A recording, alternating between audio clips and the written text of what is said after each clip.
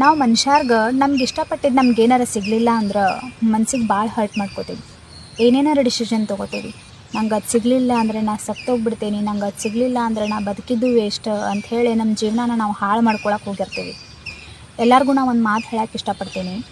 ಒಂದು ಬೈಗುಳದಾಗ ಶಿಶುಪಾಲನ ಹತ್ಯೆ ಮಾಡೋಷ್ಟು ಸಾಮರ್ಥ್ಯ ಇದ್ರೂ 99 ಬೈಗುಳನ್ನು ಕೇಳಿದ್ದು ವ್ಯಕ್ತಿ ಅಂದ್ರೆ ಕೃಷ್ಣ.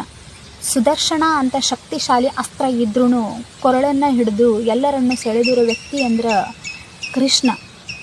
ದ್ವಾರಕೆ ಅಂತಹ ಆಡಂಬರ ಇದ್ರೂ ಸುಧಾಮನಂಥ ಮಿತ್ರನ ಹೊಂದಿದ್ದು ಅಂದ್ರೆ ಶ್ರೀಕೃಷ್ಣ. ಇಡೀ ಪ್ರಪಂಚನ ಅಳಗ್ಯಾಡೋಷ್ಟು ಸಾಮರ್ಥ್ಯ ಇದ್ರೂ ಎಲ್ಲವನ್ನ ಕರ್ಮದ ಮೇಲೆ ಬಿಟ್ಟಿದ್ದು ಕೃಷ್ಣ.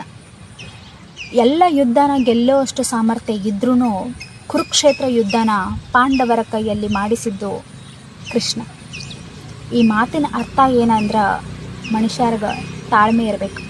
ರೊಕ್ಕ ಆಯ್ತಂತ ಮೆರಿಬಾರ್ದು. ಯಾವ ಕಾಲಕ್ಕೆ ಏನು ಸಿಗಬೇಕು ಅಂಥೇಳಿ ಅವನು ನಿರ್ಧಾರ ಮಾಡ್ತಾನೆ. ನಿಮ್ಗೇನು ಸಿಗಬೇಕು ಸಿಗ್ತೈತಿ, ಏನು ಸಿಗಬಾರ್ದು ಅಂದ್ರೆ ಅವ್ನಿಗೆ ಗೊತ್ತೈತಿ ಅದು ನಿಮ್ಗೆ ಸಿಗೋದ್ರಿಂದ ಅಪಾಯ ಐತಿ ಅಂತೆ.